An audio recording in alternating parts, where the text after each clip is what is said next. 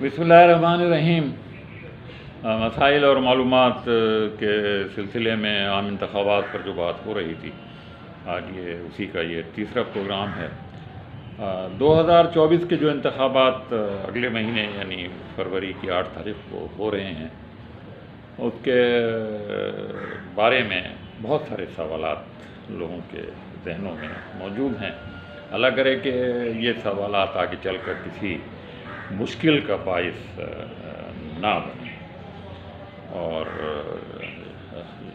امید بھی یہی ہے کہ یہ نہیں بنیں گے، لیکن بہرحال یہ سوالات موجود ہیں اپنی جگہ۔ اور وہ سوالات یہ ہیں کہ آئین کے تحت 5 سال کی مدت پوری کرنے کے بعد جب حکومت ختم ہو تو اس کے بعد 60 دن کے اندر، 2 مہینے کے اندر انتخابات آئین کے تحت ضروری۔ بہرحال ایک بہانہ مزید 1 مہینہ لینے کا یہ کیا گیا کہ 1 دن پہلے اسمبلی کو توڑ دیا گیا، بجائے اس کے کہ اپنی مدت پر، یعنی 1 روز کے بعد، یعنی ایک کھیل، یہ ایک ڈرامہ کیا گیا تاکہ 1 مہینے کی مدت مزید مل جائے۔ ایسی صورت میں آئین کے تحت 3 مہینے کا وقت دیا جاتا ہے۔ بہرحال جو انتخابات 17 نومبر 2023 تک ہونا چاہیے تھے، اور اس کے بعد پھر سرحد اور پنجاب کی جو اسمبلیاں توڑی گئی تھیں جنوری کے مہینے میں، ان کے تحت بھی اپریل تک الیکشن ہونا ضروری تھے، لیکن بہرحال وہ بھی نہیں ہوئے، اور بہت ساری کوششیں کی گئیں کہ یہ انتخابات ملتوی کیے جاتے رہیں، لیکن بیچ میں پھر عدالتیں بھی آ گئیں، صدر صاحب بھی آ گئے، اور اب یہ طے ہو گیا کہ 8 فروری کو بہرحال انتخابات ہوں گے۔ دیر آئے درست آئے بہرحال، لیکن اس سے پہلے جو کام ہونے چاہیے تھے وہ نہیں ہوئے۔ پورے 5 سال گزار دیے ساری جماعتوں نے، انتخابی اصلاحات کا وعدہ کیا تھا، لیکن کسی نے انتخابی اصلاحات کے لیے کوئی ٹھوس کام نہیں۔ انتخابی اصلاحات اس لیے ضروری ہیں کہ ہمارے اس موجودہ نظام انتخابات کے تحت کہا جاتا ہے کہ صحیح نمائندے منتخب ہو کر نہیں آتے، اکثریت اپوزیشن کے لوگوں کو ووٹ ڈالتی ہے، اقلیت حکومت بناتی ہے، اور یہ بات بالکل نتائج سے صاف ظاہر ہے۔ تو کیا اصلاحات کی جانی چاہیے تھیں؟ بہت سے لوگوں نے بہت ساری تجاویز پیش کی تھیں، مختلف جماعتوں نے اپنے منشوروں میں اس کا ذکر کیا تھا، مگر اس پر کوئی کام نہیں۔ دوسرا سوال اہم یہ ہے کہ مردم شماری ڈیو تھی، وہ مردم شماری کیوں نہیں پہلے سے کی گئی؟ اس ادارے نے مردم شماری سے متعلق جو ایک بھاری بھرکم ادارہ ہے، اس نے اپنا کام پہلے سے کیوں نہیں کیا؟ تو پھر ایسے اعتراضات اس پر ہوئے کہ پھر اس کے نتیجے میں دوبارہ سے ایک ایکسرسائز اس کو کرنا پڑا۔ بہرحال یہ بھی ہوا۔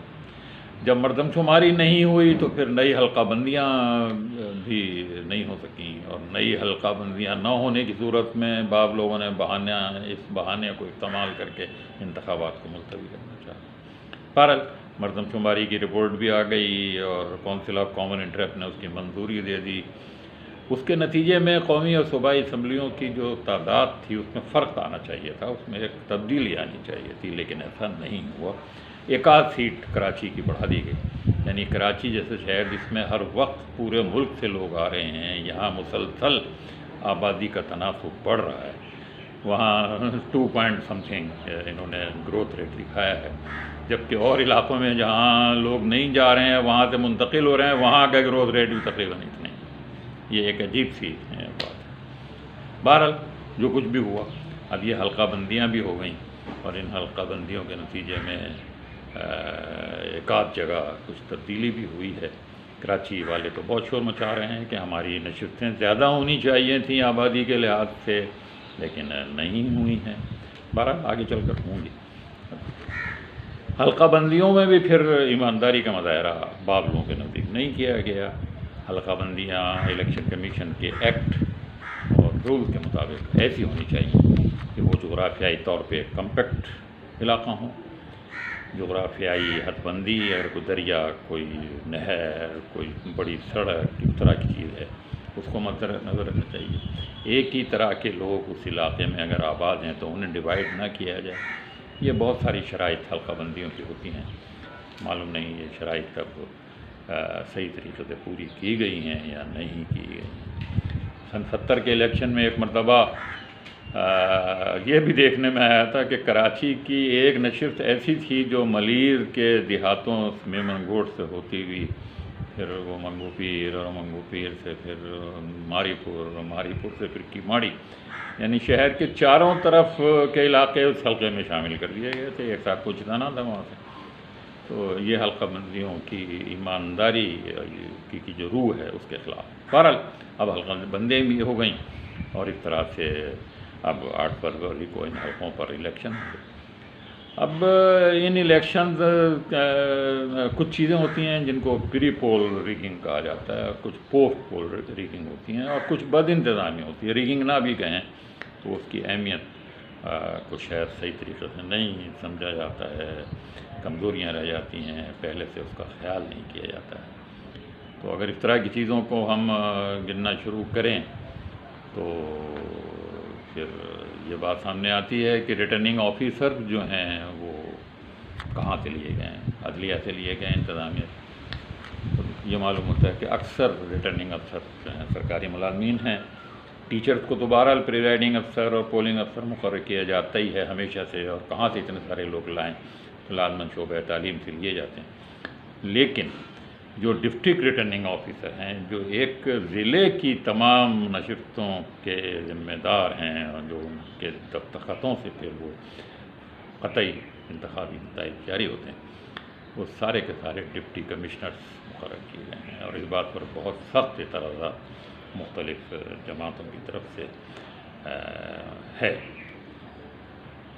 اسی طرح سے جو اور دیگر افسران ہیں، ریٹرننگ افسران ہیں، ان کے بارے میں بھی یہ ہے کہ وہ سب کے سب یہ عدلیہ سے ہونے چاہیے تھے، لیکن بہرحال اب انتظامیہ سے ہیں۔ الیکشن سے پہلے سیکیورٹی جو ہونی چاہیے، پولیس، رینجر، فوج، کہا گیا ہے کہ یہ تعینات کیے جائیں گے مگر اندر نہیں ہوں گے۔ ایک الیکشن میں اندر 85 کے الیکشن میں فوج کا ایک جوان ہر پولنگ بوتھ کے اندر کھڑا تھا۔ نتیجہ یہ تھا کہ بہت کم لوگوں کو ٹھپے لگانے کی ہمت ہوئی، لیکن اس وقت اس مرتبہ یہ سیکیورٹی کا جو عملہ ہے یہ باہر کھڑا ہوگا۔ باہر کھڑے ہونے سے وہ سیکیورٹی نہیں ہوتی، اور اگر انٹینشنلی یہ سوچا گیا کہ جو اندر ہو رہا ہے ہونے دیں، تو اس میں بہت زیادہ اس بات کے امکانات ہوتے ہیں کہ اندر کوئی ایک گروہ طاقت کے بل پر ٹھپے لگائے۔ پھر ہمارا انتخابی نظام ایسا ہے کہ آپ پکڑ تو سکتے ہیں، اگر آپ صحیح طرح سے دیکھیں تو کاؤنٹر فائل پر اگر شناختی کارڈ کے نمبر الگ الگ نہیں ہیں، اگر انگوٹھے کا نشان ایک جیسا ہے، تو آپ پکڑ سکتے ہیں کہ یہ بے ایمانی ہوئی ہے، ٹھپے لگائے گئے ہیں۔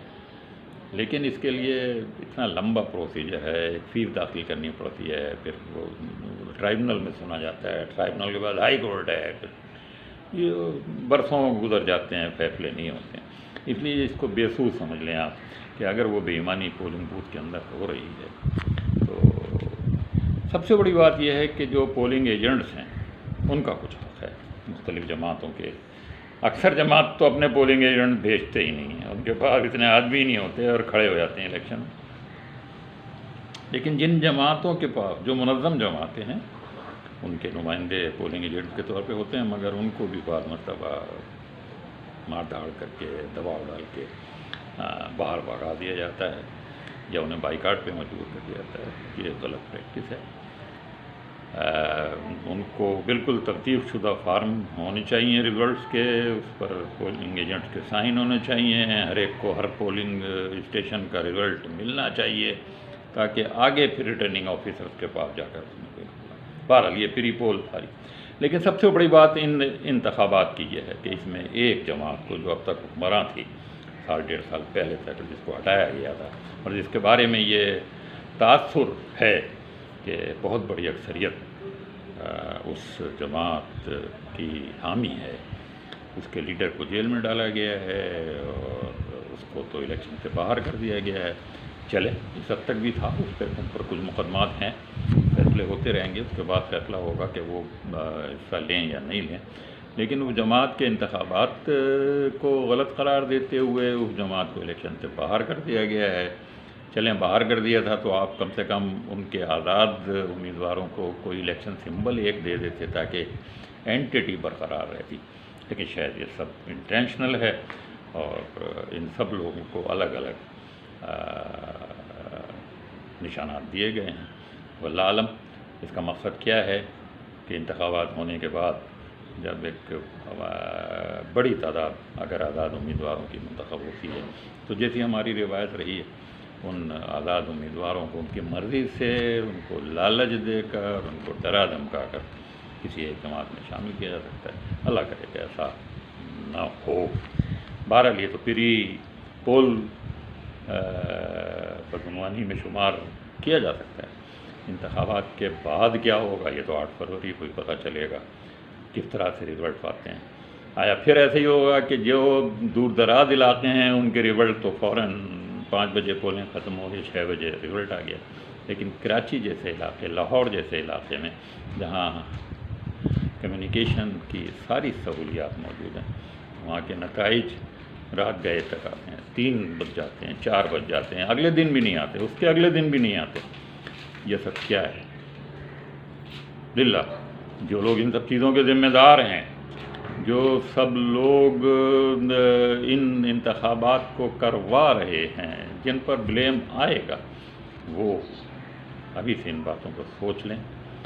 منصفانہ انتخابات ہوتے رہیں۔ ہماری قوم کیسی ہے، کتنی پڑھی لکھی ہے، باشعور ہے، نہیں ہے، یہ انتخابی اصلاحات کی باتیں ہیں اور ان پر بھی غور ہونا چاہیے، مگر جب آپ انتخابات اب کرا رہے ہیں تو ان کو جیسے کیسے بھی ہیں ایمانداری کے ساتھ ہونے دیں۔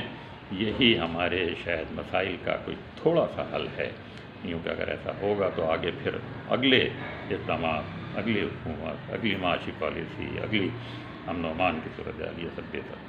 لیکن اگر انتخابات ہونے کے بعد ہی یہ سلسلہ شروع ہو جائے کہ لوگوں کو ایسے انتخابات پر اطمینان نہ ہو تو پھر ایسے انتخابات کو آپ وقت کا، سرمایہ کا، قوم کا، ملک کا نقصان کریں۔ انور صاحب کو اجازت دی، اللہ حافظ۔